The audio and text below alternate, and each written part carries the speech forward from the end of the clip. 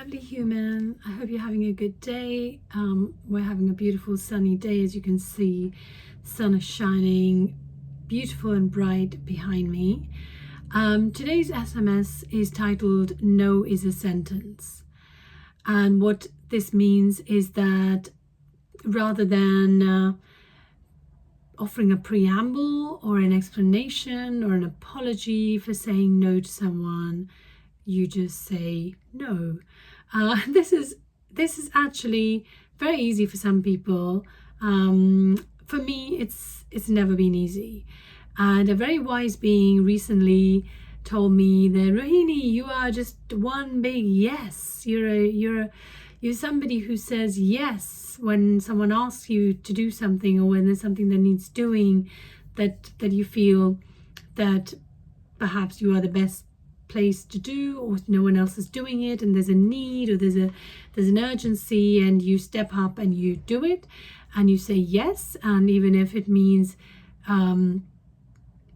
you saying no to lots of other things that maybe you shouldn't be saying no to within your own self-interest, you are saying yes. And it made me think that actually that is very true.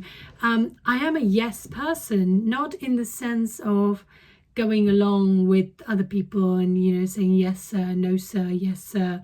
No, not in that sense. I have very strong opinions and views about certain things that matter to me, and so I'm not really a yes person in that sense of the word. But it is true that I do very often, when there's an opportunity to do something, or somebody asks me to do something that I feel I can do, there is a greater chance of me saying yes than there is no. And this can be great because I have seized opportunities. I have stepped up and been of help or service, and as a result learned so much. I've gained new perspective, I've gained new friends and contacts. So I love that aspect of being a yes person. However, this is why sometimes it's good to say no, and also lay out 2 or 3 different reasons why I'm becoming more mindful of what I say yes to and who I say yes to. The first thing is, when you say yes, you are doing for someone a thing that perhaps they really could be doing for themselves, or that actually that is not really yours to do. So it's not your responsibility, and you've said yes because you felt obliged, or you felt that was the right thing to do. And when you do that, there's 2 things that happen. One is that this person who could have done this thing themselves, or could have found someone else suitable to do it, is now relying on you to do something, and they are not learning the lesson, or they're not getting the experience that would have helped them in their own life's journey. Secondly, when you say yes to something, you are committing your time and your energy towards this thing, and therefore you are actually saying no to some other things that perhaps were important to you, but you just set it to one side because you didn't consider yourself to be a priority.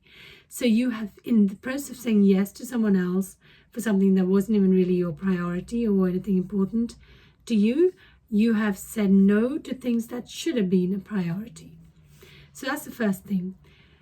Secondly, some people will just take advantage of a person who is willing to step up and do things, and it's really a question of do you really, in your body, do you actually feel good about saying yes, or are you saying yes out of a sense of misplaced obligation or responsibility? So I think checking in with ourselves. So if somebody asks me to do something and I, deep inside, I don't feel like I want to do it, but my head is saying, well, saying no makes you a bad person, or their need is actually so great that you should say yes, but really inside you don't feel good about it, then I think that's probably not a good thing to say yes to. And the third and final thing is, we often say yes to things based on what we perceive is the need of the other person.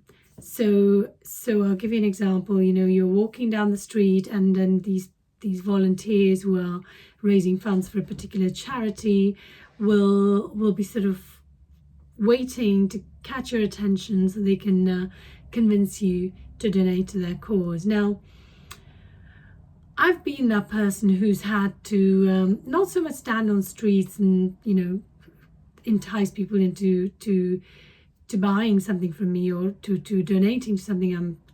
But I have been that person who's actually tried to get people's attention for a cause, or, you know, when I was in a role selling, that was what I did. So I have some compassion for these people, because I know it's not an easy job. So part of the reason why I make eye contact and I stop is because I feel compassion for the role they're doing, and I feel like maybe they need to at least be seen or to given a chance to speak. And then, of course, when the cause is something like, you know, rescuing dogs or cats or homeless people, or, you know, raising money for a cause, refugees or something, there's so many things in this world where there's a need that immediately you think, oh, well, you know, their need is greater than mine. Surely I can afford to give £10 a month or whatever it is. And so you then suddenly put somebody else's need forward. And very often I'd feel okay about this. I don't mind giving that money. I feel that I have enough to share. And that's okay. But sometimes you do it for the wrong reasons. You do it simply because you have stopped and you've listened and you want to make that person feel good, and it does nothing for you. So what I've learned to do is to very quickly do a mental calculation. Does this feel good for me? Is it my responsibility? Do I want to say yes or no? And learn to just say no. Maybe with a smile, and maybe even no thank you. But no is a sentence. No thank you might be a more polite sentence. Sending you lots of love and wishing you a wonderful day. Bye for now.